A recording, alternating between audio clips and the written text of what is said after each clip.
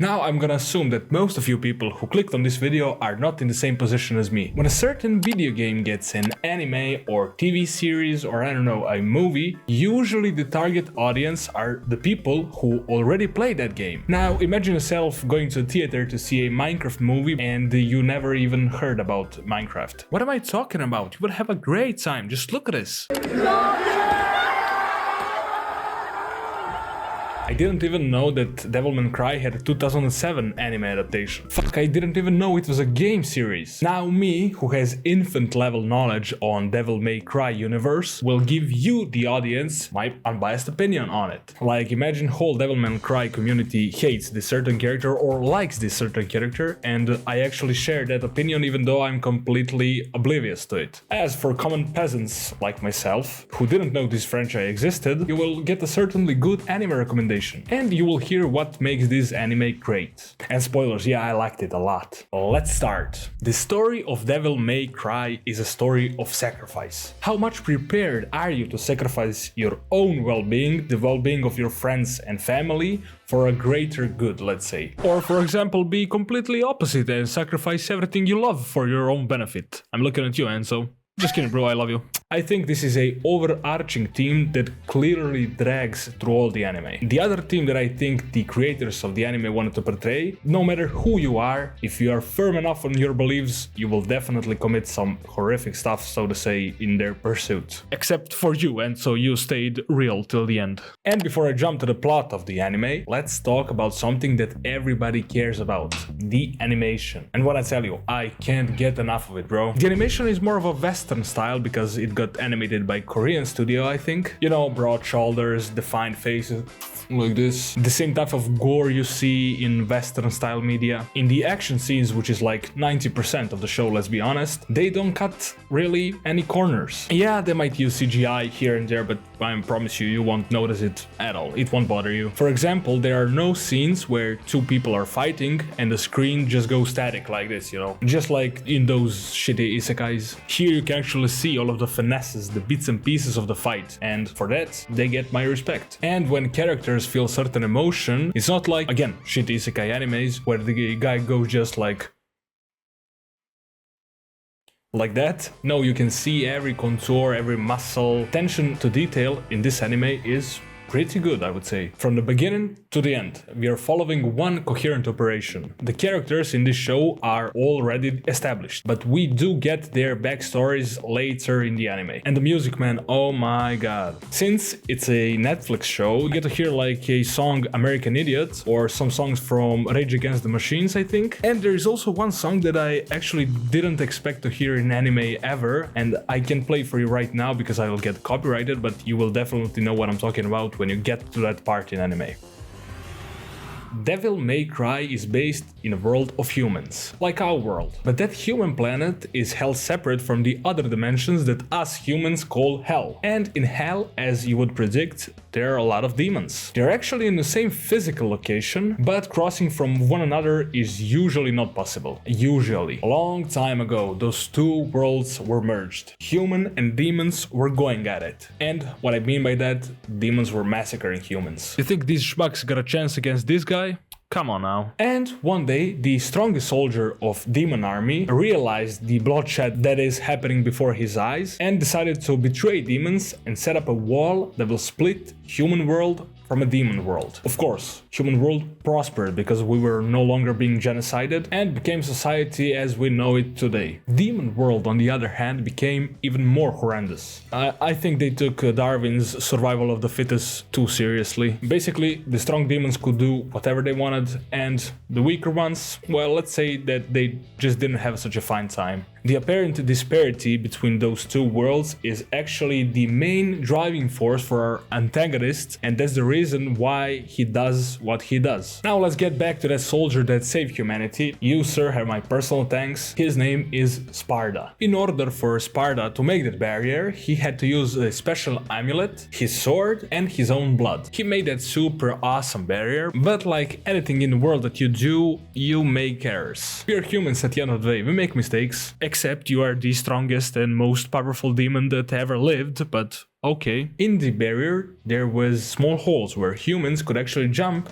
and go to the demon world, but more importantly, the smaller demons, a little bit weaker ones, could actually jump to the human world and would just start killing everyone that they see. Sparda stayed in the human world, got married, got 2 sons, just said, peace out. He left both of his sons something really important that will follow them to their whole life. And of course, I'm talking about lack of father figure in their lives, unstable family, unpaid bills. And yeah, each of them he left one of the 2 parts of his special amulet, but I guess that's also kind of important. Let's jump to the current happenings and overall situation. We are in the US of A, baby! But no, actually, Donald Trump is current president, and they really like to nail on that point, like, for real, for real.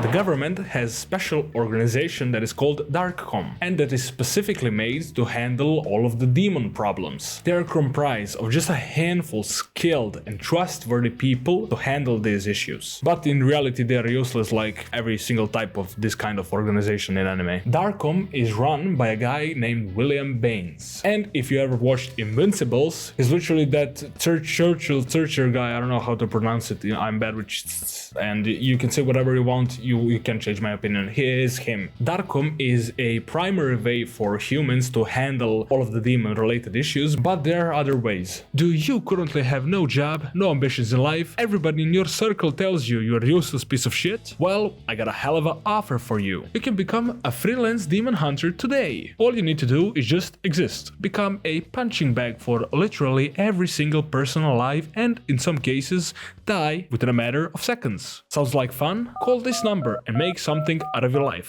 Honestly, the only guys who are more useless than these Darkcom goons are actually freelance demon hunters, but there is one exception. Dante is one of the 2 sons of that demon Sparda, the guy who made that Swiss cheese barrier, and he has, as I said, one of the 2 parts of his dad's amulet. The whole problem, meat and potatoes of this story begins when a certain rabbit demon wants to take both parts of the Sparda's amulet, his sword, and destroy the barrier. The Darkcom goons actually get the hang of it, but in reality no, they don't, because he tells him actually his plan, that he wants to flood the human world with demons, and their story becomes just a race against the time. We have ourselves a love triangle here. Over here we have a rabbit demon who wants to take the Dante's amulet for himself. On this part we have government who also wants to take the Dante's amulet because they think they can protect it better than he can against the rabbit guy. And over here we got a Dante who doesn't want to give his amulet to anyone because that's his only gift that I can't remember his mom or dad left him. And that's pretty sad if you ask me, like, the only thing you left your child is the burden of whole humanity's future to bear on his own shoulders, and alone. Parenting 101, everybody. But now let's talk about my favorite part of the series. No, not that. The characters. Even though we got a limited time to learn everything that there is to them, it is still enough to actually care about them and actually love them. Of course, I'm talking about my boy. Maybe many of you will be surprised when I tell you that actually Dante, even though he's a main character, is not my favorite character, not at all, he's not. And that actually shows you how great other main or supporting characters are written in this show. Don't get me wrong,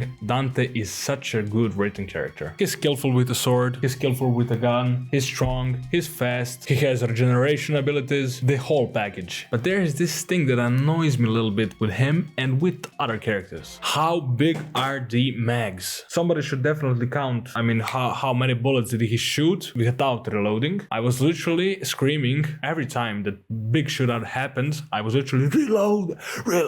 I don't know, maybe the creators thought that it wouldn't be significant, but in reality I really can't stand it, bro. It's such a pet peeve of mine. Other than that, he's just a laid back, you know, chill guy. He doesn't care that whole 2 worlds are going after his ass. He doesn't care that his best friend sold him out like 10 times. He doesn't care that his entrances and jokes are kinda corny, but sometimes they do land. They're sometimes good. The fact that he thinks that he is the strongest man in the world is enough for him. And the only thing he cares about in this world is his family and it's killing demons. Now remember those 2 teams that I told you at the beginning of the video? Now I'll try to start explaining myself. What I said about sacrifice. Dante is the type of guy to sacrifice his whole life, everything, just for a person he met like a couple of hours ago, just because he likes her. And he is also willing to go through all of this trouble just to save one piece of jewelry that his mom gave him, even though for the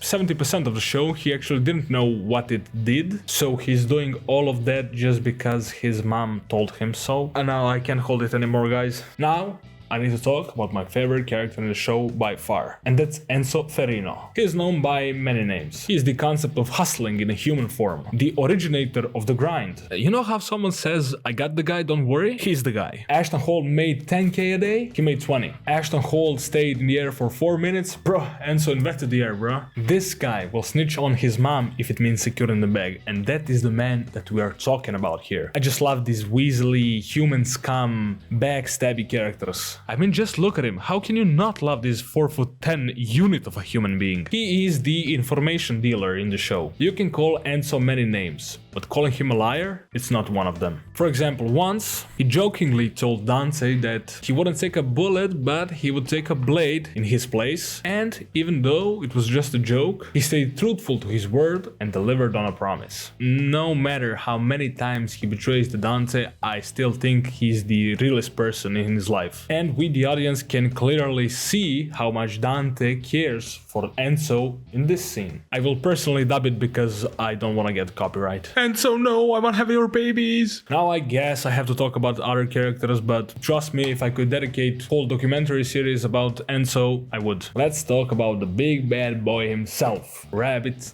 Demon. He's an antagonist, mastermind type. When I started watching the show, I just thought he was OP in like physical terms or by his speed, stuff like that. Don't get me wrong, he is, but he's much and much more than that. I won't really go into his backstory because I think it's a crucial part of the plot, but I can tell you this much about him. He's that type of guy, how do you say it, everybody dances to his tune. If he has some plan in mind, it's 99% success rate. You think you're doing stuff out of your own free will? Think again, he is behind it. Every step that Dante or the government makes, he allowed it. He has 1001 trick in his sleeve. And the only guy who escaped his schemes was, I don't even gotta say the name. You know that meme where big hands controls the small hand and the small hand controls this even smaller one? Yeah, that's it. Looking back on these teams, he is the person that really gets blinded by his own beliefs. He is ready to sacrifice himself and everybody on human side, on demon side. He's willing to give it up all. I don't know if I would personally say he's clearly antagonist. I would compare him with the characters such as Madara from Naruto or Light from Death Note. He thinks that freeing demons in the human world, letting them escape the torture that is happening in hell, is a noble thing. Even though he would need to sacrifice, in his own words, a couple of generations of people of demons and humans. And I get it, a lot of people don't agree with him, but I think the audience is actually split on it. I don't know. Now let's talk about the lieutenant of the Darkom Goons, Mary, better known as Lady.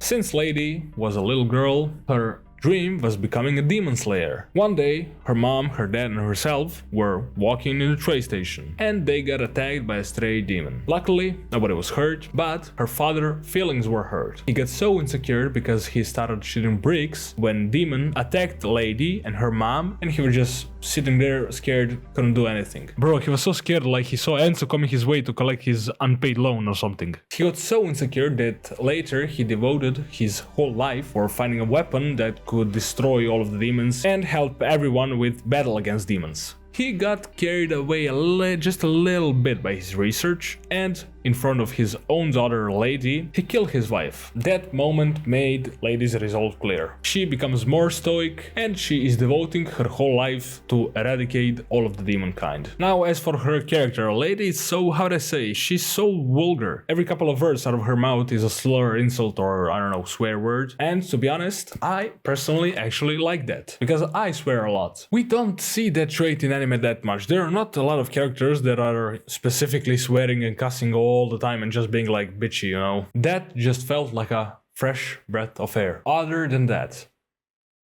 who the fuck is this bitch? She has a plot armor of a Naruto, bro. She should literally be dead in the first half of the first episode, but I guess she's not. She was literally this close to death a gazillion times. And gazillion times some bullshit Hail Mary happened and she got saved miraculously a gazillion times. I gotta relax. I mean, come on, what are we doing here? She doesn't contribute all that much to a story except for just fucking over Dante every single possible time that she can. And I'm pretty sure that one demon specifically explicitly called her a bitch, and there is no better word to describe her. And if Lady is your favorite character, do me a favor and Talon E out of your window. If you know, you know. But hey, our MC likes her, so she stays. Now again, back to these teams. You know those horses when they have those eye covers? She's literally that. I swore to kill all of the demons, but I am a demon. Should I kill myself? She is on that level of consciousness. Does Lady help half-demon Dante to win against the bad guys? Or does she hold to her resolve of killing all the demons? That also includes him? Enemy of an enemy is my friend, or is this bitch that stupid to get it? There's also one part in the anime where innocent demon refugees actually save her life. In my opinion, not a great choice, by the way. And then she just starts struggling. She sweats. Oh my god, should I kill the demons that I swore that I will eradicate from this earth? Or should I save the people who just saved my life like 2 minutes ago? It's such a hard choice. There are 3 more characters that I wanna waste my breath on, and the first one being William Baines. He is the Vice President of America and the first in the command of those Darkom goons that I mention all the time. Remember how I told you he was Cersil? He wouldn't give a fuck if everybody in his crew died. He is of opinion, same as Cersil, that they're expendable tools just to save the world. And everything he does in the name of God. The way he looks and treats the people around him is how much would they be useful in God's kingdom.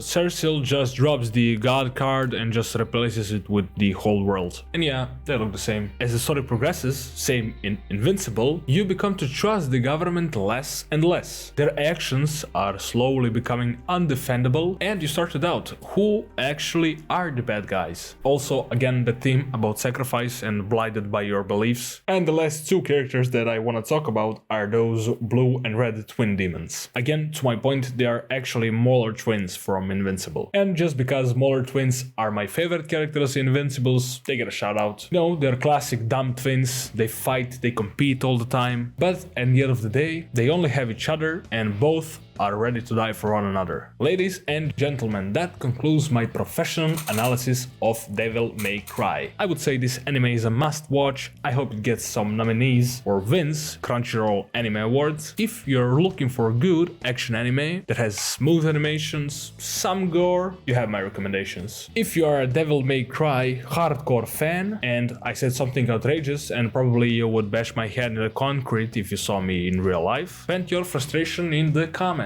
And let's keep my head in one piece, please. And thanks for watching. Bye!